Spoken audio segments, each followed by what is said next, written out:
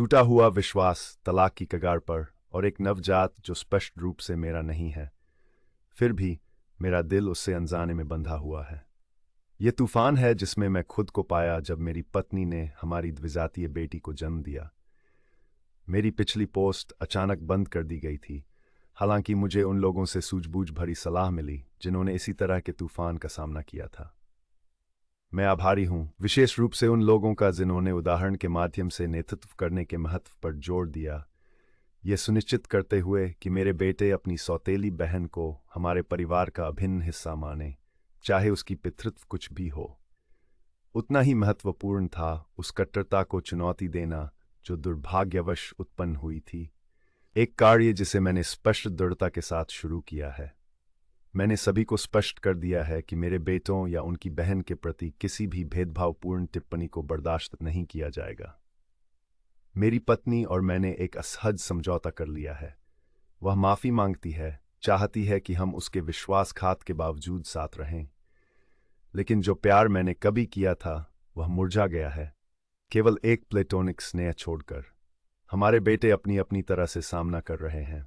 4 साल का बेटा भ्रमित और परेशान नई बहन की खुशी में कुछ सांत्वना पाता है, जबकि 2 साल का बेटा जो इस उथल पुथल को समझने के लिए बहुत छोटा है, अपनी मां की वापसी की स्थिति को दर्शाता है।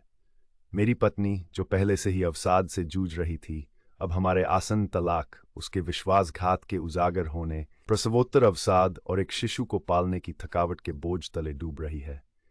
वह पेशेवर मदद ले रही है और मैंने हमारे परिवार और दोस्तों से आग्रह किया है कि वे सहायक बने, अगर केवल हमारे बच्चों पर तनाव कम करने के लिए। हमारी परिस्थितियां ऐसी है कि तलाक के बाद भी हमें एक साथ रहना होगा। वित्तीय अस्थिरता और उसकी भावनात्मक अक्षमता का मतलब है कि वह अकेले 3 बच्चों की देखभाल करने में असमर्थ है और मैं उसे हमारे बेटों से वंचित करने से इनकार करता हूं।